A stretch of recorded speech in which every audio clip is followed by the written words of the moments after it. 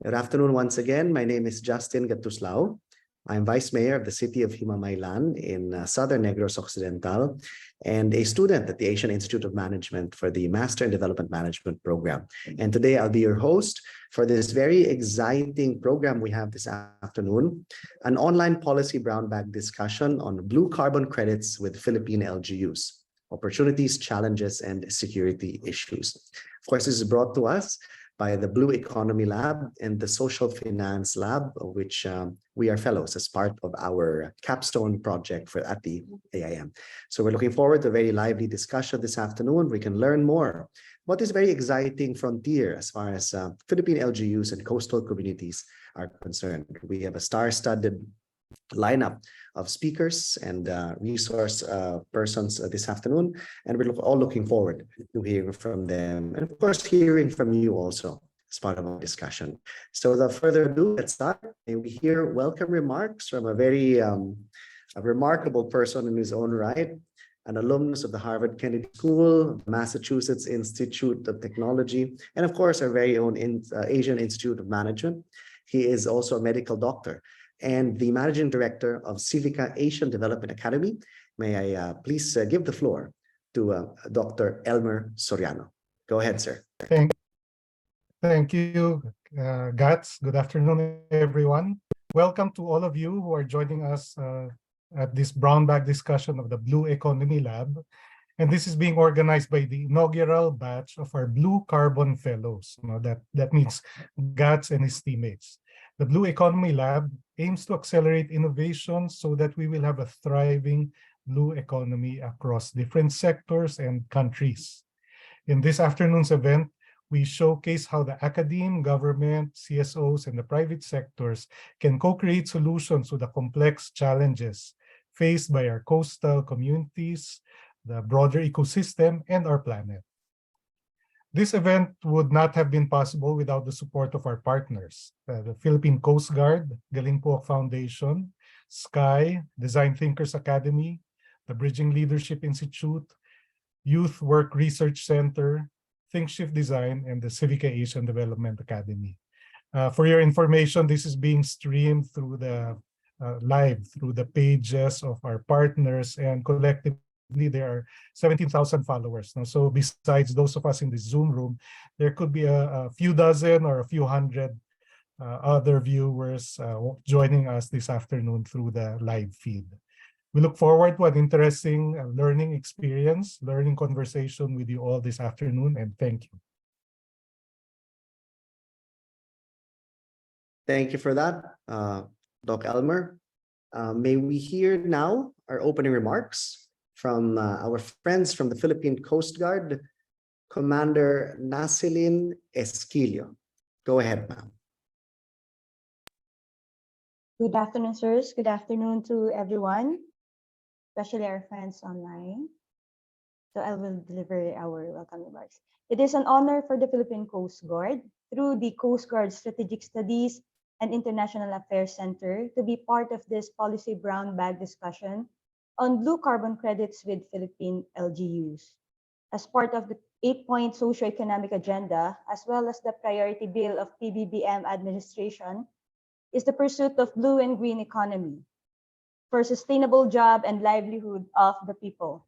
In solidarity with the Philippines' commitment in pursuing a blue economy and in line with the functions of the Philippine Coast Guard that promotes ocean-based and ocean-related activities, the Center forged and spearheaded relevant partnerships and initiatives such as symposium series in current issues and approaches on the emerging security environment, leadership and governance in the blue economy, the establishment of Blue Economy Laboratories, which is in close partnership with Civica Asian Development Academy, and the first research fellowship on maritime security subjects to include the blue economy. We are also looking forward that the discussions today shall create and sustain blue economy infrastructures in boosting economic development, achieving food security, and sustained productivity. The Philippine Coast Guard, together with other partner agencies, shall take a proactive engagement in mainstreaming the Philippine Blue Economy Framework into local government units and coastal communities and its inclusion to local development plans. With that, the Center again expresses its full support for the Blue Economy agenda. We shall all keep formulating solutions in managing and using the rich marine resources of our archipelagic nation. Again, good afternoon and thank you very much. Thank you for that, Coast Guard Commander Naceline Esquillo. So as we get the policy discussion started, we have first with us a multi-awarded public servant in the person of Mayor Alfredo Coro, the second of the municipality of Del Carmen in Siargao. Under his leadership, he first served as 9 years as municipal mayor, then 3 years as vice mayor, and now he's back as mayor once again. He has led the municipality through a transformation in its most conservative way. No, he has transformed the municipality of Del Carmen in the Siargao Islands as an environmentally balanced and community-based development through an environmentally balanced and community-based approach, which has been recognized by various national and international organizations. He's proud to say that he's a father first and then a public servant. Without further ado, let us all welcome with our virtual applause, Mayor Alfredo Matugas Coro II. Go ahead, Mayor.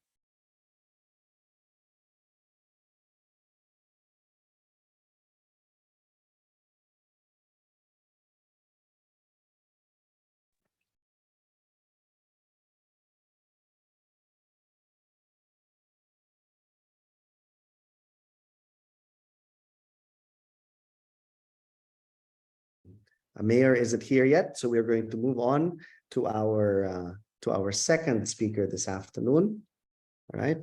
Our second speaker this afternoon will be discussing with us very important matters Our second speaker is co-founder and head of project management at Vlinder. She's an experienced project manager and a communications professional that built processes, teams, and communications for IT, fintech, and climate change companies. She is an entrepreneur, a manager, and a consultant committed to employing the best available knowledge and technologies to make the Earth a fairer place for everyone. Let us welcome this afternoon with a virtual applause, Lena Machenkova. Go ahead. Thank you so much. Good afternoon. I'm happy to be here. I will be trying to share my screen now.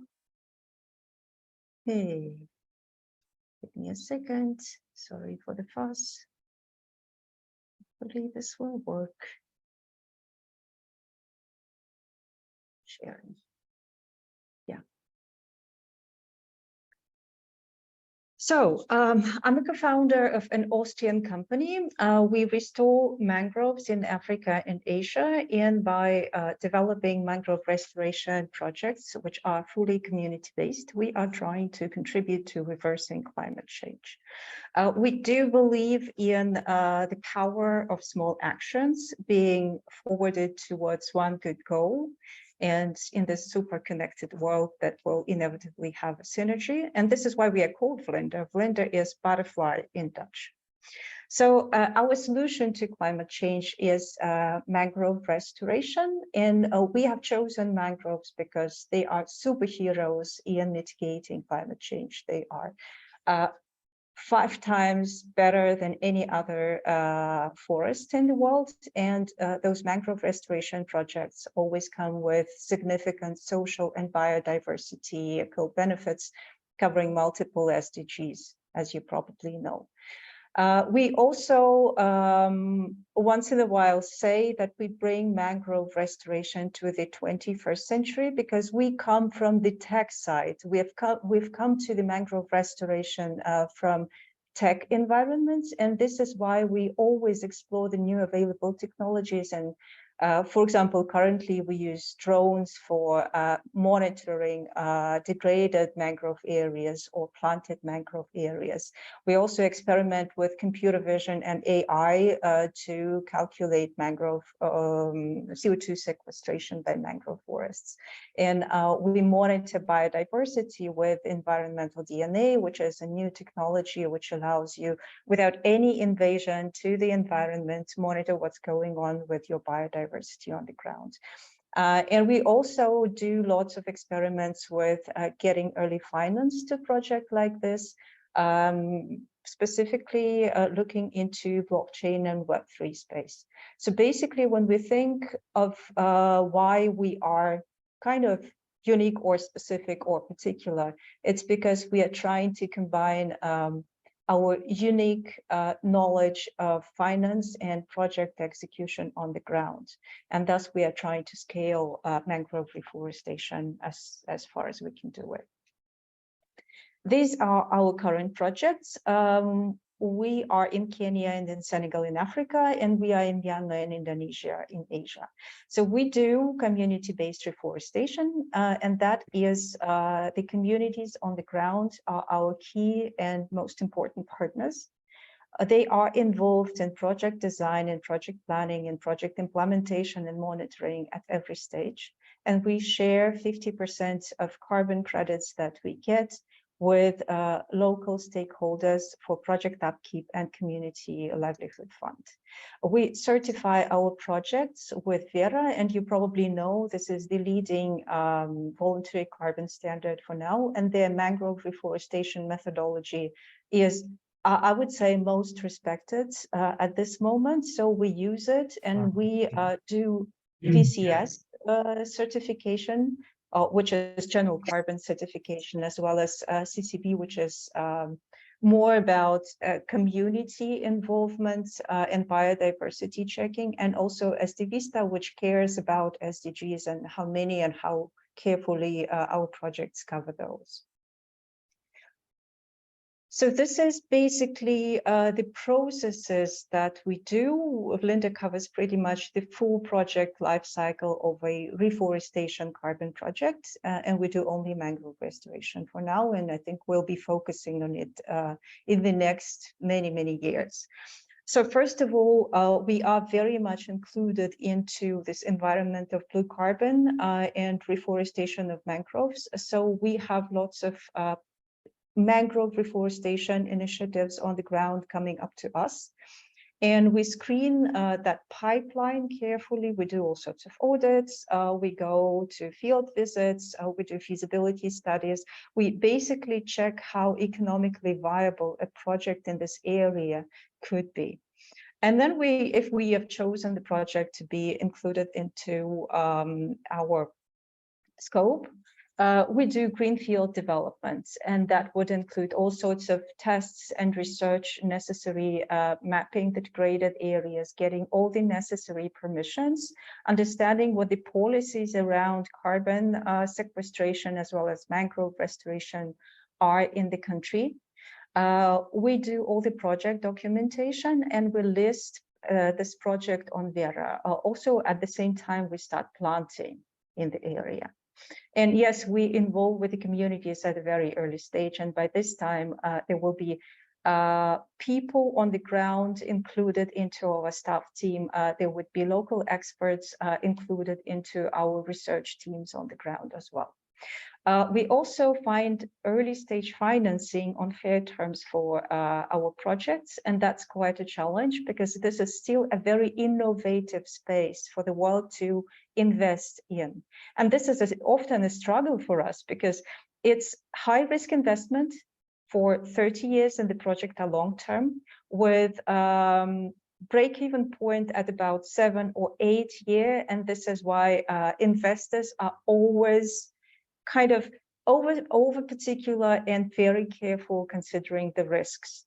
And at the same time, the return on investments which they expect is sometimes unrealistic. And we do lots of education of potential investors, actual investors, corporates that want to become carbon neutral or net zero, on how the projects operate, how they are structured, how they are designed.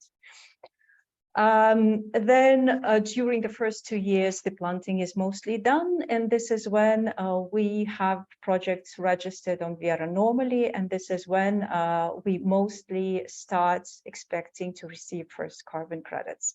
And when the project matures, our scope of work would include regular monitoring on all the sites, biodiversity, social, carbon, actually hosting those verification audits from the standard, having credits issued, marketing the issued credits, and selling the issued credits on behalf of investors, ourselves, and communities. And yes, we also help communities to structure and to run their livelihood programs, so they would have additional sources of income for themselves, and would be caring for the forest, would be the true owners of the forest, and would be caring for the forest for years to come. So this is basically what we do. So we pick and choose and carefully monitor what's going on in the sphere of mangrove reforestation initiatives around the world. We develop and de-risk projects, which we have chosen. We attract co-investors, we execute and run projects for 30 years. So that's basically it. Thank you so much. Open to questions if you have any. Thank you for that, Lena. Very important to understand the frameworks involved with an international perspective and how we can all be part of this ecosystem as far as our LGUs are concerned. Let's now move on to our next speaker. Our next speaker is with our, sorry about that.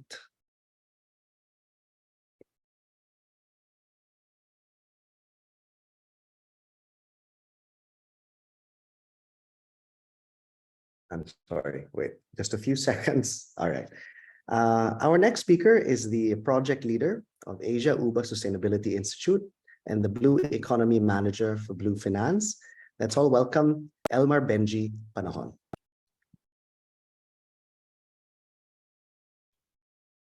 Hello, good morning, good afternoon to everyone. So I am Benji Panahon and I represent two institutions, Blue Alliance, Blue Finance, as their Blue Economy Manager, and for UBA Sustainability Institute as the project lead for the Bakawan project, which is both interrelated. No, let me just share my screen here so I can start. So I will be presenting from the perspective of UBA, who is the technical partner of this project. UBA is a Brazilian word, a local dialect. It means a boat carved in a single tree trunk. So it's a very symbolic image of everyone coming from the same route, right? And everyone moving forward together towards hopefully the right direction. Okay. And it's a very young organization. We started in 2020, but we already have around 15 projects and initiatives, mostly in Latin America, in Brazil, because we started there. And we facilitated the sale of around 8 million tons of CO2 equivalents already in these 15 projects. Now we are operating in 3 countries, 3 continents. So that's Latin America, Europe, and more recently in Asia with the Philippines. And we facilitated the implementation of around 208 hectares in 2020 of agroforestry and forest restoration. No? So just to give you an idea what we do, no? UBA creates new programs. So just like our previous speaker, no? So mostly related on not just blue carbon, but carbon in general, green carbon, blue carbon. Our expertise are really in forestry. So we have agroforestry experts. Our executive director, for example, is an expert on trees. So she's a tree lover. So we do agroforestry, land restoration, forest conservation, mangrove and ocean protection, and sustainable sourcing of non-timber forest products. And then we also help projects facilitate access to markets. This is the carbon credits na nga, no? So how do we accredit? How do we verify? And we begin with that by identifying the land area. Is there deforestation, for example? So we also have evaluations and understanding of the different situation in the communities now before we start this. Yeah, so right now we are involved in around 7 projects. As I said, mostly in Latin America, but in the Philippines, 6 months ago, we started the Bakawan project here in Northern Entel Mindoro. So it spans from Abra de Ilog in Occidental Mindoro to Calapan in Oriental Mindoro. So 4 municipalities and 1 city, along the Verde Island Passage, coral reefs. So the project is really related to MPA management and conservation with Blue Alliance and Blue Finance. Okay, so how does that situation work now? So that relationship work? Well, basically the project aims to develop a program for mangrove restoration and conservation that will eventually reap carbon credits for the community and also for the management of the MPAs in these localities. We have a partnership with Blue Alliance and Blue Finance. So where Blue Alliance, the local NGO here in Oriental Mindoro, is doing the MPA management together with the local governments. So Blue Alliance has co-management agreements with the local governments of Calapan, Baco, San Isidoro, Puerto Galera, and Abreg de Ilog to enforce MPA management policies and procedures. So that's one component of Blue Alliance, their enforcement and compliance, but they also do biodiversity conservation and science research. We also have community development and engagement. And the 4th pillar of Blue Alliance is sustainable revenue. So these are the 4 aspects of our work in Blue Alliance.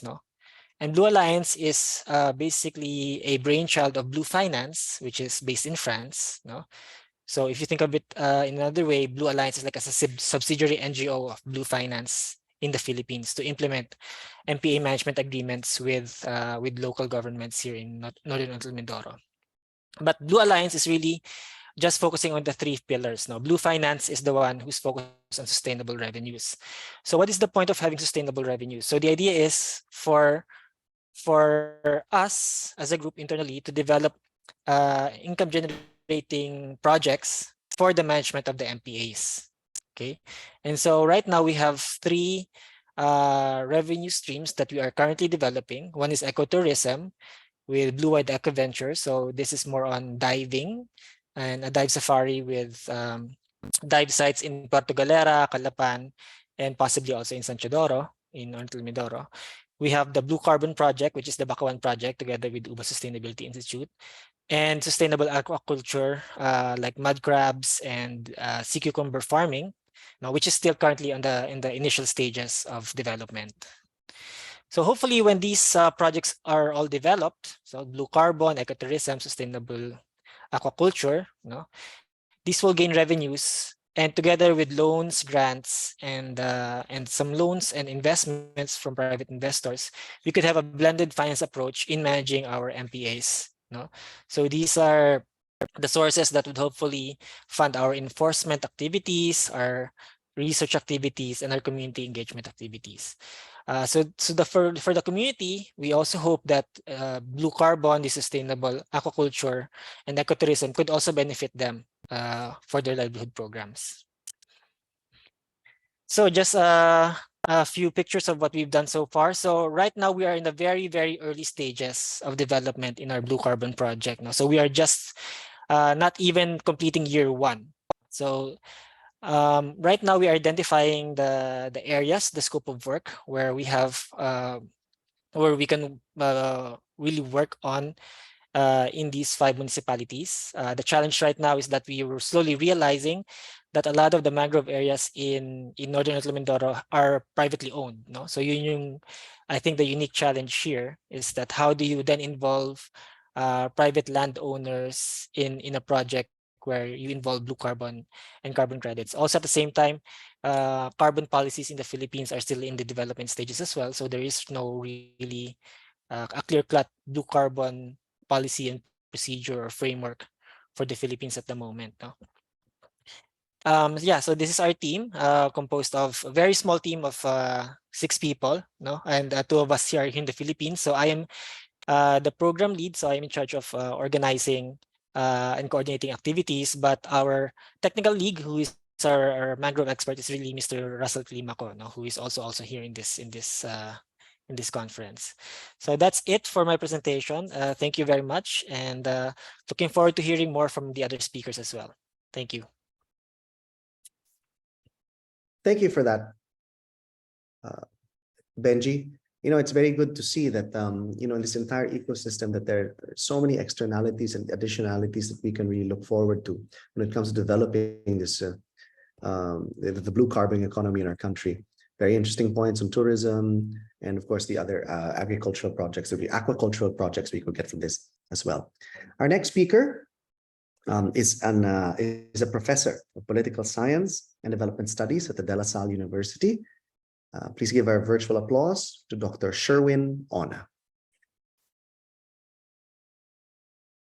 Thank you, Vice Mayor Gats, and a warm welcome to everybody. First of all, I would like to thank the organizers of this brown bag for the invitation. I'm truly grateful to be part of your learning journey. Now, without further ado, I will now share my slides and turn off my camera.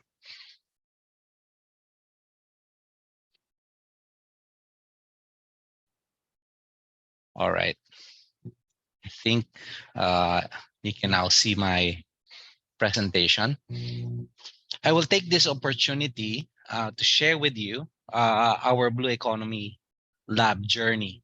We just recently signed the Memorandum of Understanding with the Coast Guard Strategic Studies and International Affairs Center, primarily on the establishment of the Blue Economy Lab within the LSU. So without further ado, when we were conceptualizing the idea of blue economy, sorry about that.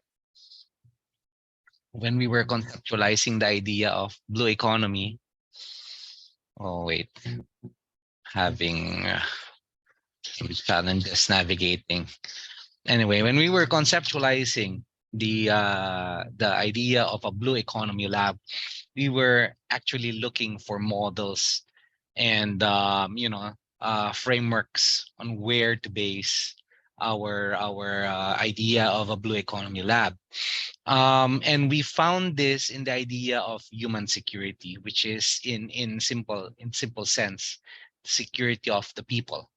And we believe that this is concept that is very relevant to the Philippines and in fact very timely, given that we're just going out of the pandemic lockdowns back then.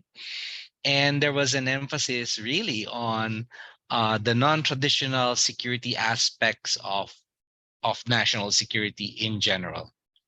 And when we refer to or use the idea of security of peoples, we are then after not only of physical security, but their economic and social well-being security as well.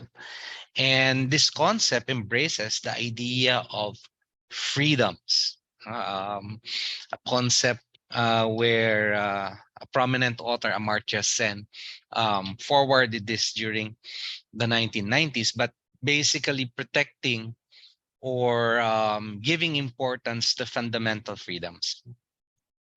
Now, I mentioned non-traditional threats. As you know, we are in partnership with the Philippine Coast Guard, and the Philippine Coast Guard at present is the lead agency in the West Philippine Sea, the simmering tensions there.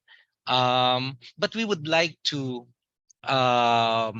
support the Coast Guard's efforts, but at the same time look at another aspect of how we can support this. And we found this in the idea of non-traditional threats, wherein we not only look at the blue economy in terms of its maritime security aspect, but rather look at it in in a very diverse and multidimensional way. The blue economy, for instance, as a domain for food security, a domain for law enforcement, a domain for criminality, an area, a venue where terrorism can occur, an area or venue wherein fisher folks, depend on their livelihood. So this is how we're looking at it.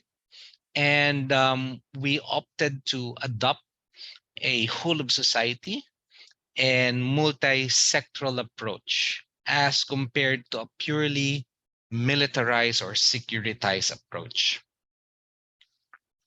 We believe in soft power. So whatever conflict that we're in, especially against a superior adversary, we have no hopes in winning a mano a mano conflict with a superior adversary. Thus, we opted for this. We believe that the Blue Economy Labs can be part of the country's projection of soft power. Okay, there is strength within the unity of our communities, of our NGOs, of our LGUs. And we believe that Blue Economy Labs can be a part of this. So what is this concept of Blue Economy Laboratory? So when we were first thinking about it with the Philippine Coast Guard, well, of course, we underscored the importance of contributing to the national security agenda. And by this, we looked at the Blue Economy as a venue of as a common resource, okay, bordered by multiple stakeholders with different demands and needs. Okay, and since we are partnering with a law enforcement or a quasi-military organization, we recognize that the principles, the doctrines of the Philippine Coast Guard is somewhat quasi-military. And so our argument in pushing for the blue economy is that the blue economy concept, the blue economy laboratories is simply beyond the concept of civil military operations. And in fact, we were up to now, of course, we are pushing the Philippine Coast Guard to adopt a very holistic approach when it comes to addressing blue economy issues. Issues like sustainability, for instance, issues like the management of the blue economy as a common resource, the concept of human security. These are new ideas that we would like to inject in the conceptualization and development of our Blue Economy Lab. Of course, aside from maritime security, we put forward the idea of non-traditional threats as being the following: and challenges encountered because of environmental degradation, health security is part, food security is another aspect, climate change, and of course, the maritime cyber domain. These are only a few of the issues that we would like to touch on. Yeah, as I have mentioned, aside from De La Salle University, we have initial communication with Palawan State. But the idea here is really to mobilize universities and colleges that are closely situated geographically. Okay, but we again, as part of our justification, we underscore the strengths of HEIs, higher educational institutions. Normally, HEIs would have a solid research agenda, and we would like to convince HEIs, especially HEIs that are part of the blue economy, to contribute to this agenda. We were also thinking of the role of LGUs, especially in partnership with the local Coast Guard districts. Okay, we're also eyeing in the future, perhaps the local universities and colleges. Um, we would like to see ourselves as a social lab.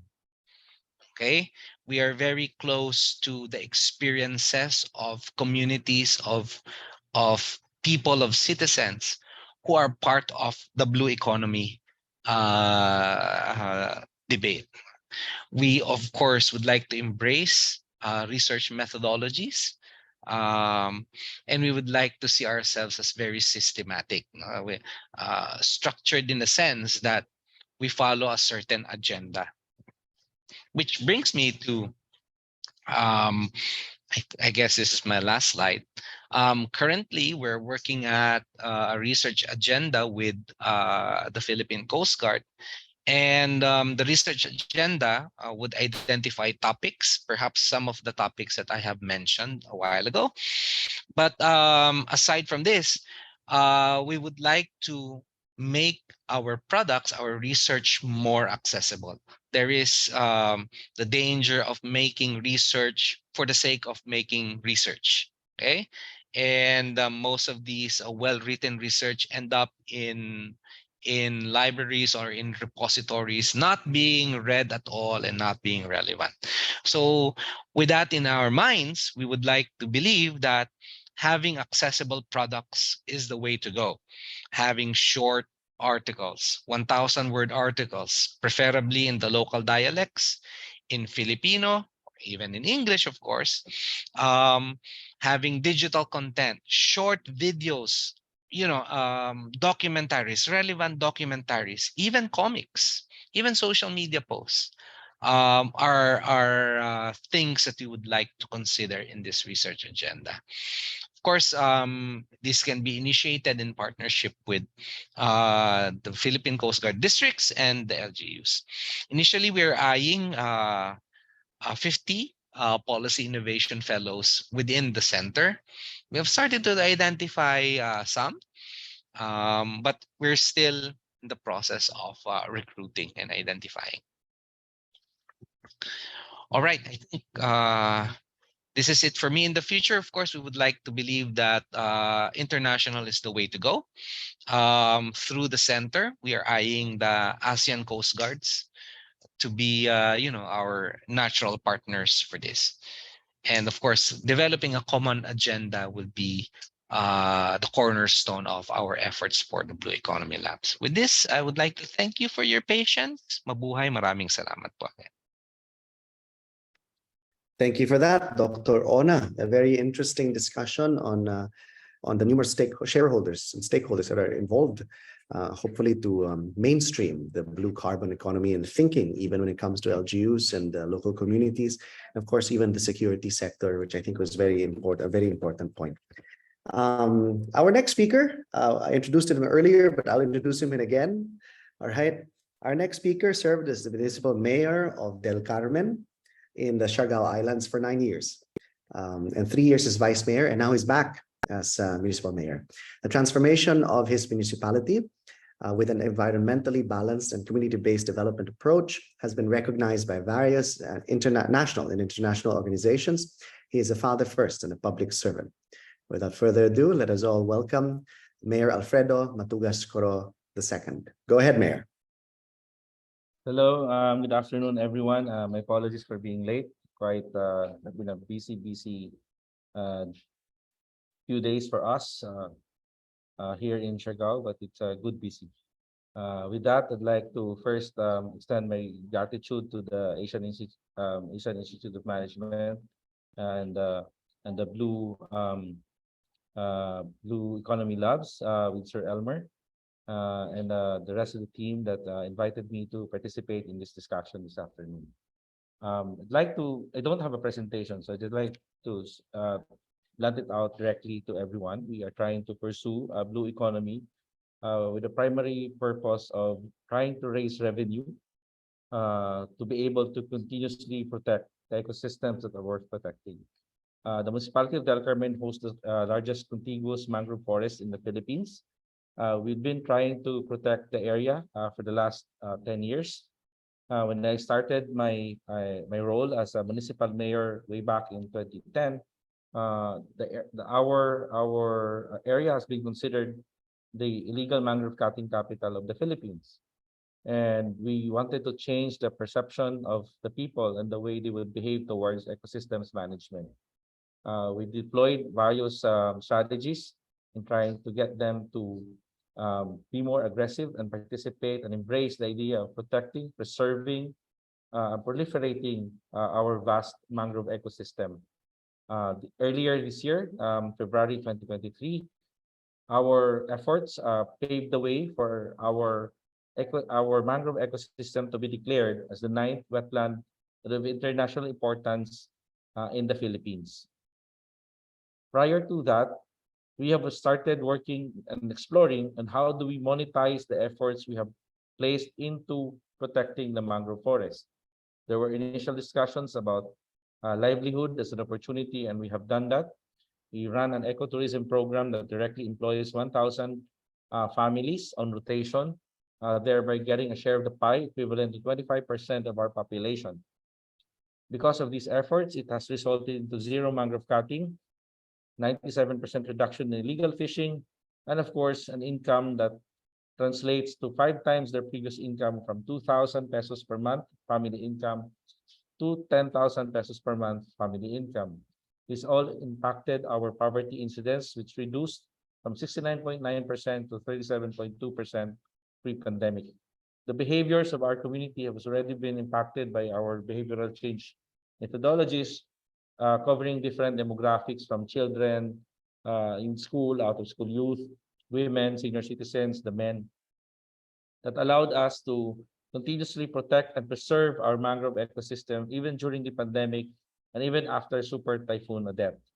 One of the most important aspects and visible results of our protection of the mangrove forest was that during the Super Typhoon Odette, which made landfall last December 16, 2021, there was a storm surge, but there was no surge. So the force of the wave was not felt, but just the water increase, decreasing our property impact and human casualty tremendously. And because of those experiences, people now really their beliefs towards protecting mangrove ecosystems and other essential ecosystems have strengthened. And I think in the process, we also realized that there are other potential threats to how we did things prior to Super Typhoon Odette in the pandemic. We became a very tourism-centric economy, but with the downfall of tourism because of the pandemic and slow recovery of tourism uptake, because of multiple options of tourism now, there is a need to look into other sources of resources that will allow us to continuously provide IEC to our constituency, and not just to the people on the ground, but to all that are visiting Siargao, being considered the #1 island in Asia by Condé Nast last 2021. So with all of this in place, there's really a need to look into different options of how we maximize the blue economy as a potential source of livelihood for our people, first. Second is how it will impact local governments' revenue stream as well. If there are options now in the national government that will allow us to do voluntary trading when we continuously protect our mangrove forest, how does it compensate back to the local government so that we could translate our efforts into something substantial? I've always believed it's very difficult to do conservation when you're on an empty stomach. And if we could not provide monetary benefit to the protection efforts of our constituency, it will be very difficult to sustain it long term, as what is happening globally. So our efforts in terms of the blue economy, we're now in a stage we are working with various organizations that has tried to compute potentially how much would be the potential valuation of our protection efforts, so that some other organizations would be willing to trade or pay for it, as we continue to protect. At the same time, we meaning the people and our local government would be compensated to continue the efforts that we have done. I think that's all for now. Just to give you a brief picture of where we are, and we're again grateful that organizations like the Blue Economy Lab, Asian Institute of Management, and other organizations have taken interest in this initial discussion as a local government trying to make a very unique pathway for other local governments to explore green and gray infrastructure mix, so that we could have a piece of the pie of what's happening in the blue economy, in the bigger blue economy of the world, by focusing on both the blue carbon side and the livelihood side. Thank you very much and good afternoon. Thank you for that, Mayor Coro, our very generous and gracious host when we had the privilege of going to Del Carmen and the Siargao Islands. It's very good to have a local government perspective, given that the LGUs will play a very important role once this whole framework is set up. So next up, with the presentation of the Blue Carbon Framework that was prepared by our group. Interestingly, none of us have had any idea of the blue carbon or any framework for that matter in relation to this prior to our deep dive. And we're thankful for all the organizations that helped us and guided us along the way. Personally, of course, I come from the LGU and we also have some mangrove areas in our city. We're very interested in looking at this. I'd like to introduce, of course, my other group mates, Sheikh Canlas and Regina Munsayak Babalate. They're both involved in development work in international and NGOs. And of course, our presenter for the Blue Carbon Framework is going to be Rosel, who has deep experience in the medical field herself. Go ahead, Rosel.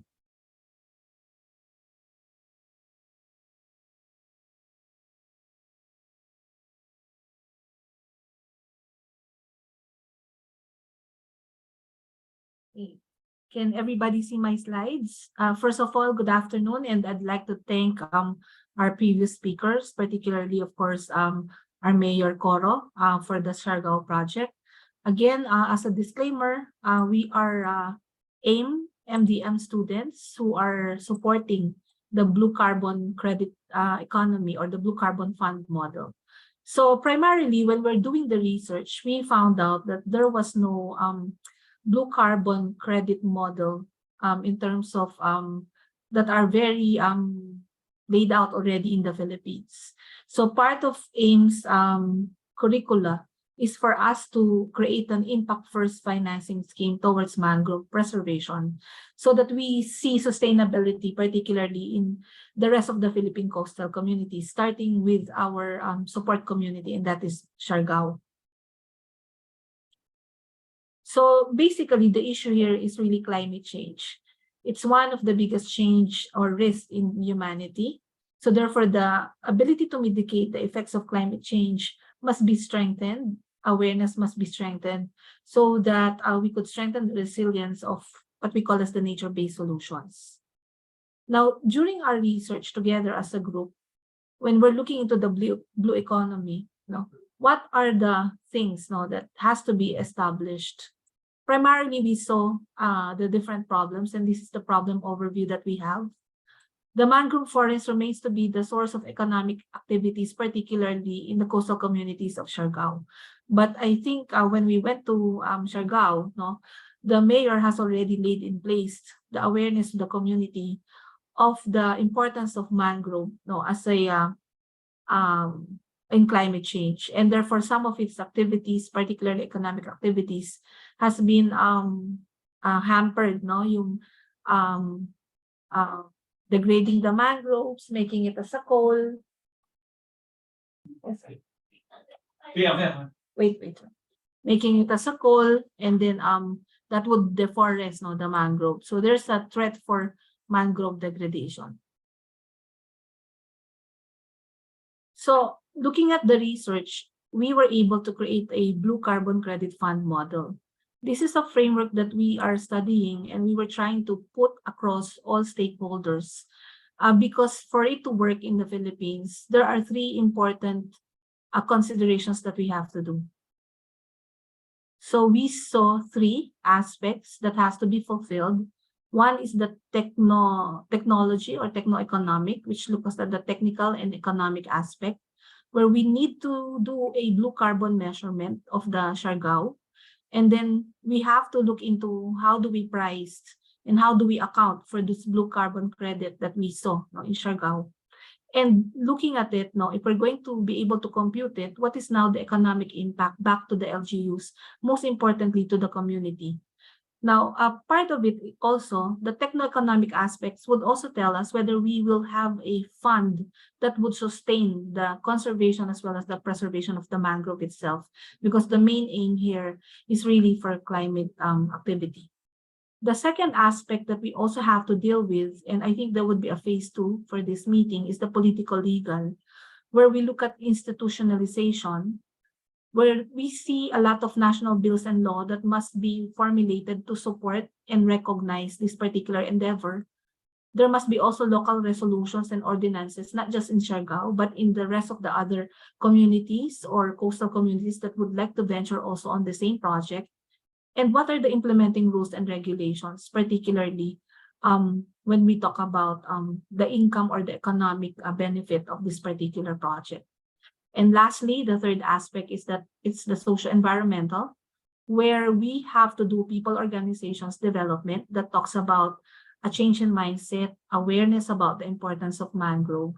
And of course, there must be livelihood and incentivization program that must follow, because we are preventing them from their usual activities in that particular area. And to sustain the climate change action through mangrove preservation, then we have to give them other economic activities so that they would not be also a very important aspect in degrading the mangrove itself. And of course, part of it is we have to come back with a very high social impact and a very high environmental impact, which could be measured and KPIs could be set.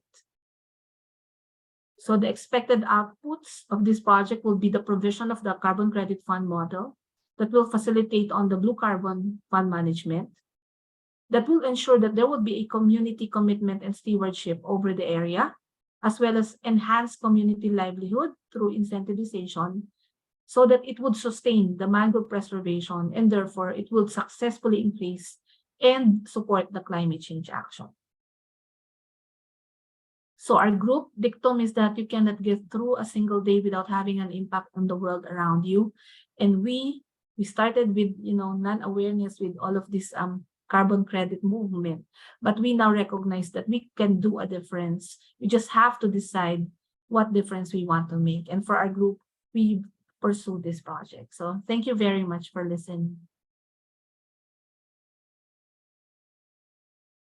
Great. Thanks for that, Roselle. Yeah, it's from a deep dive to the framework that we developed. It was a couple of months, and it was a very interesting journey also. It's something that we continuously learn from as we talk to individuals who have deeper experience and knowledge about this particular topic. So the floor is now open for our question and answer session. For those of you who are interested, please introduce yourself, the organization that you're representing or you're from, and the speaker that you are directing your question to, so that we could have an organized discussion here. Anybody, the floor is open.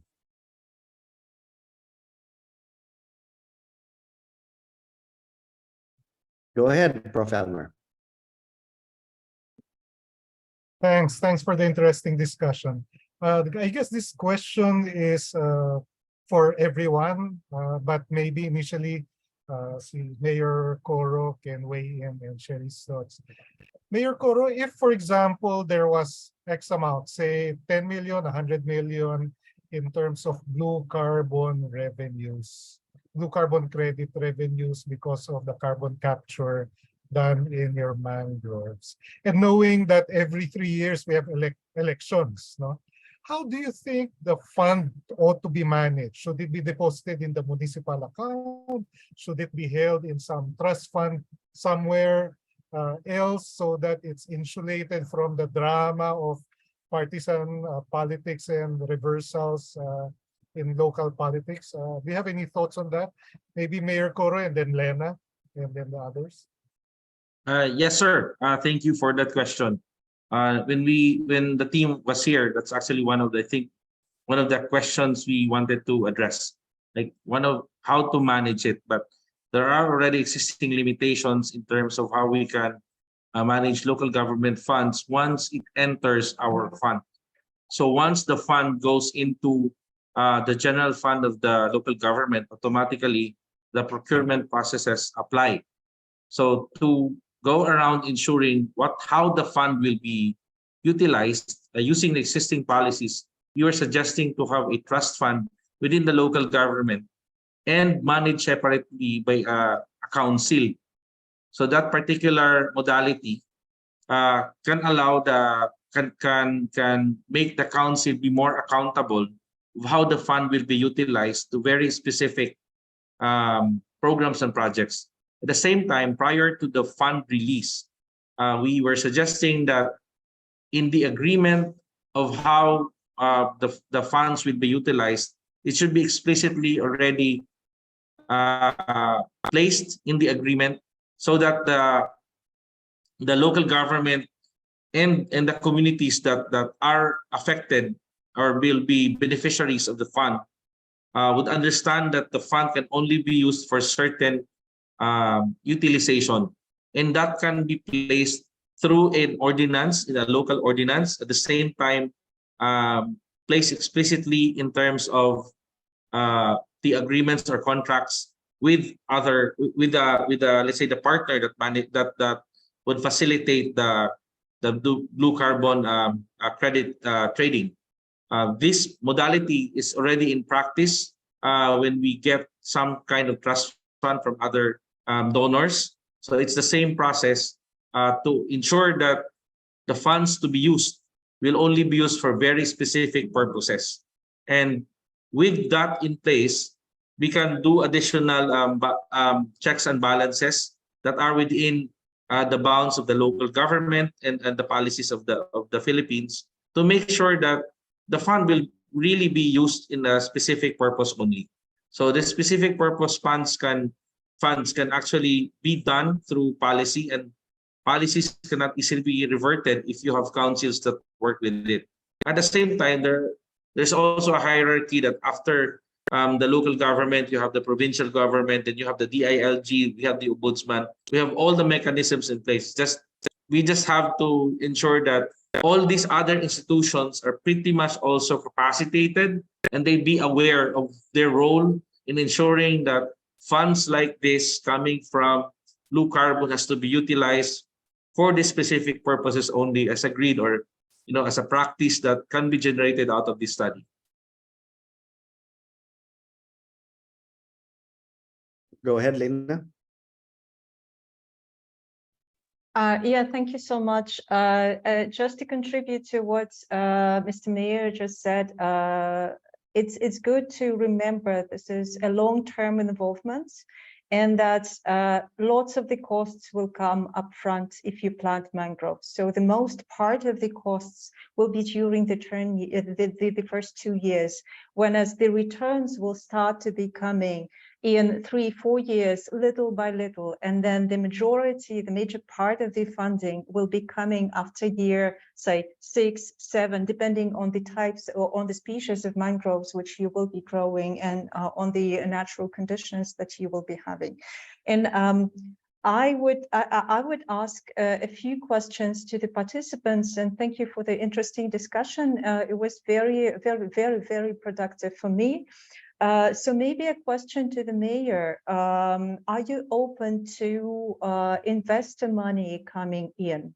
I do understand you are exploring this kind of government-related funds, but if it is a purely commercial initiative, when, say, we come as a commercial company, we bring investor money and we make an economically viable project, Are you open to collaborations like this in helping a company like this finding a way to secure all the rights, to find the right people on the ground to collaborate with on the research side, on the initiative side, and things like that? Hello, Ms. Lena. Again, thank you for expressing an interest to collaborate with our local government. We are actually doing a lot of collaboration with private organizations already. It's a modality accepted in the local government of the Philippines. Our local governments here have adequate corporate powers that allows us to participate in such exercise, allowing collaborative work with any private organization, either through a joint venture agreement, private-public partnership agreement, or other unique modality, but it has to go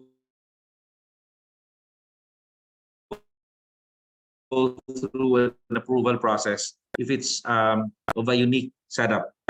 We go through and sometimes we consult with our National Economic Development Authority to give us the rightful modality that will be in accordance with our existing policies. But yes, to answer directly, we do that and we could help you out. And again, we are already working with some organizations that are in this particular field and they are not local.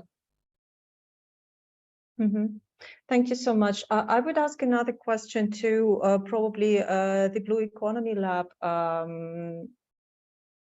I think if organizations like ours are coming into the country, the research they will be looking for and will be interested in is carbon sequestration baseline studies, I don't know, whatever socioeconomic studies which are necessary, biodiversity studies.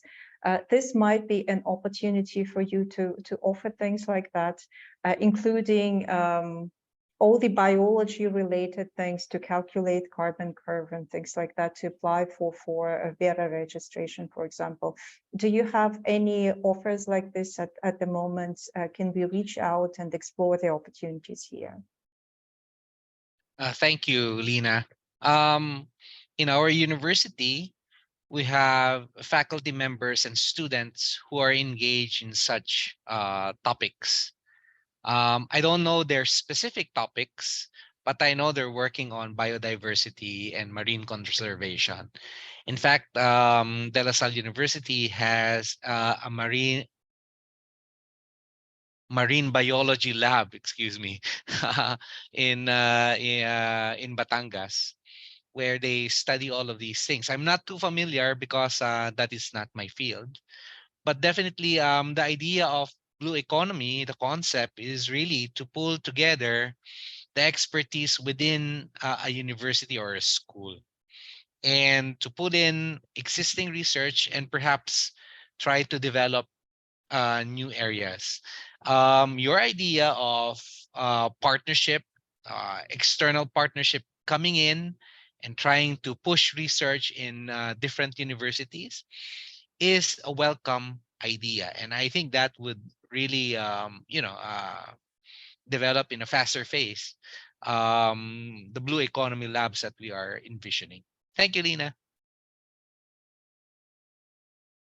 Thank you so much. Great. Thank you for those very interesting points that were brought up here. I think we got the varied perspectives, right? From the LGU, from the academe, from the international community that wants to help us out here. We're very grateful for all of this. We have a question in our chat from Leo De Velez. I don't know who this is going to be addressed to, but his question is, how about using donation tax credits for corporations who will pay for expenses for maintaining mangrove preservation to the cooperative of mangrove cultivators of the community? I think this would be best addressed by maybe Mayor Coro.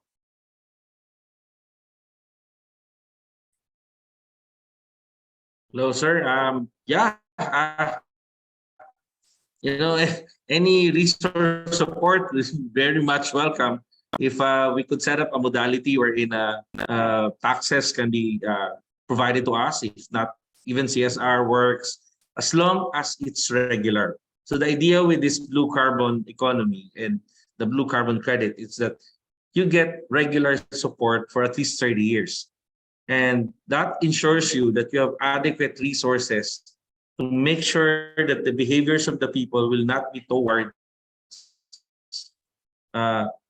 destroying the mangrove ecosystems because of certain threats and shocks that they will experience along the way. The 30 years of the timeline of the carbon credit exchange allows you to confidently map out a plan so that the ecosystems are well protected. So if, for example, in citing that, to answer the question, if the corporation is willing to bet, let's say for the next 30 years, and the government allows, a tax process that allows exchange for the next 30 years, that is exactly the same as, as having the carbon exchange.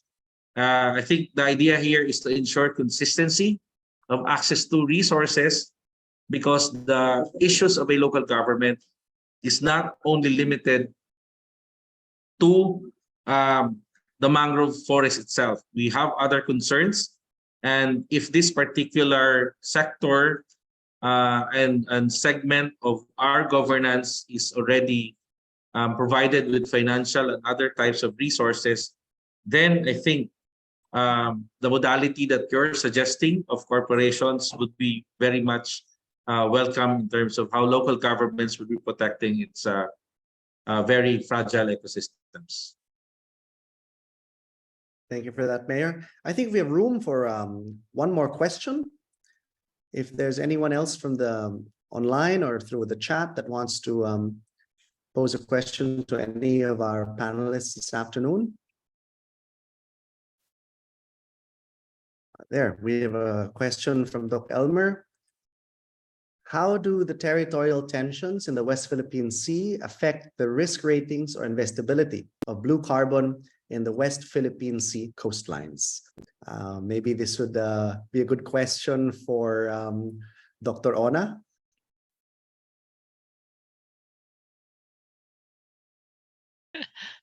Thank you for that, Vice Mayor. Well, of course, if you're talking of contested areas, then it will be difficult for us, for the Philippines, to really assert our rights, right? But we're equally excited with this planned joint patrol by our allies and our Navy and the Coast Guard.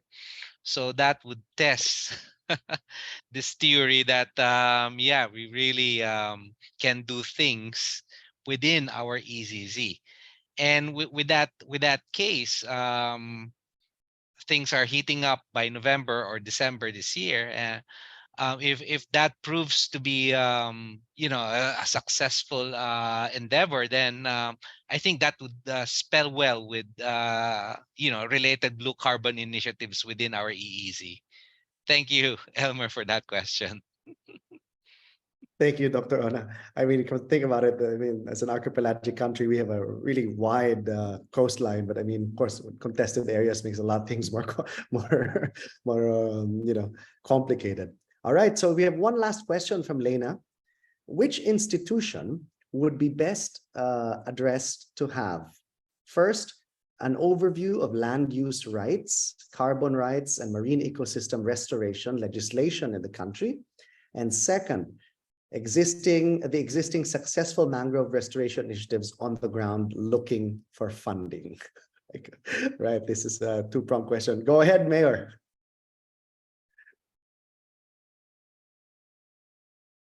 I would go with number 2, looking for funding. So come to me. Successful restoration. 600 hectares with a very good growth rate and a lot of awards. So if you want to do that, please come to me. I still need to expand a few more to achieve the optimum level of size so that we could continuously address threats from storm surges. And number 1, an overview of land use rights, carbon rights. Land use rights would be the Department of Environment and Natural Resources. Carbon rights, that's why we have this, I think that's why we're having this forum. Because we're trying to figure out what to do with those carbon rights.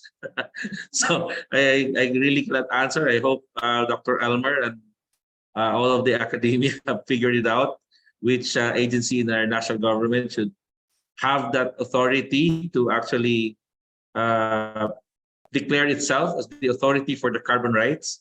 And on marine ecosystems restoration, we have various. It's a bit complicated when we're talking about marine. So under the water, you have the Department of Environment and Natural Resources. If it floats within and it's not a protected flora or fauna, then it goes to the Bureau of Fisheries and Aquatic Resources. If it's within the risky indicators list of flora or fauna, it goes to the Department of Environment and Natural Resources. Then if you do illegal stuff on ground, on top of the water, the marine waters, you normally, it's being protected by the Philippine Coast Guard and the PNP Maritime.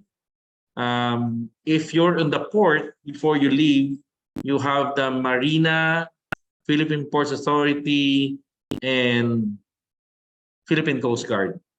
So our marine management is a little bit complex because it's free. Anything it's free, it becomes complex. A lot of owners, but that's the beauty of it. Trying to simplify all of these things. I think we look to our to the team from the Blue Economy Labs, how to figure it out, all this complexity, to make it simple so that we can actually move forward with a real opportunity for the blue carbon economy and the blue carbon trading opportunities. Maybe I just like to add Fantastic. on Lina's question here. Based from our experience, it's Go ahead, really Benji. hit or miss. Yeah. So based from our experience here, it's really hit or miss. No. So for example, land use rights. The local governments have their own zoning of land use, but also DNR has their own definition of land use.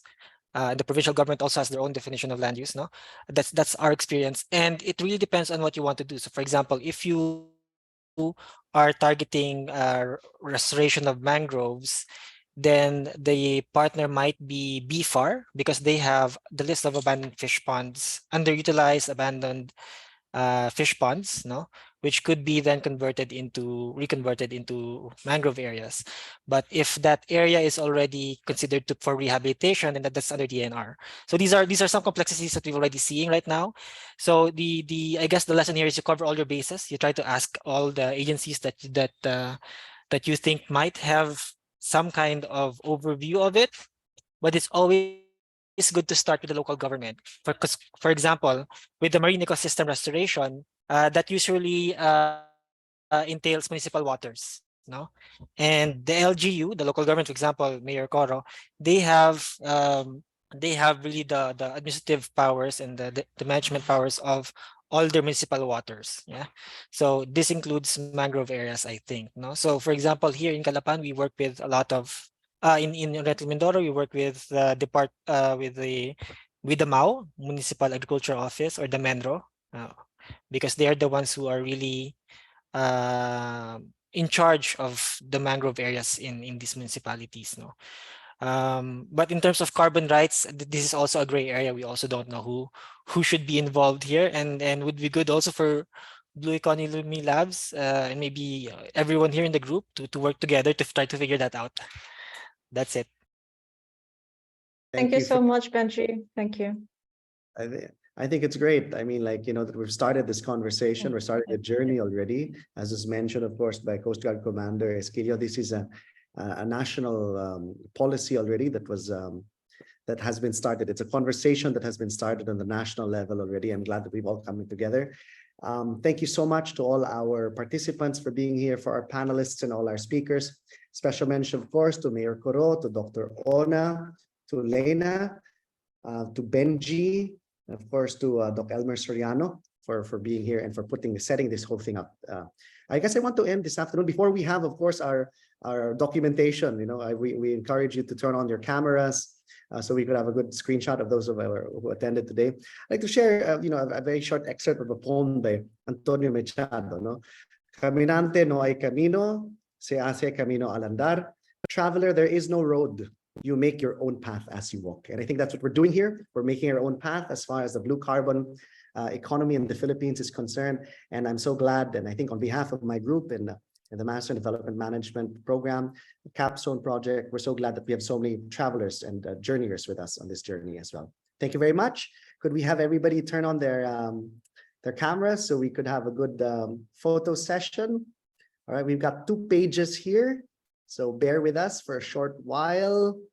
All right, let me get everyone in here. All right, put on your cams, please. Best smiles, ready, and hold your smiles. 1, 2, 3. Okay, second page. All right, ready. 1, 2, 3. All right. Yeah, thank you everybody for joining us in this afternoon's activity, the Blue Carbon Credits with the Philippine LGU's online policy brown bag session. Have a good day, everybody. Thank you very much. Madamo salamat.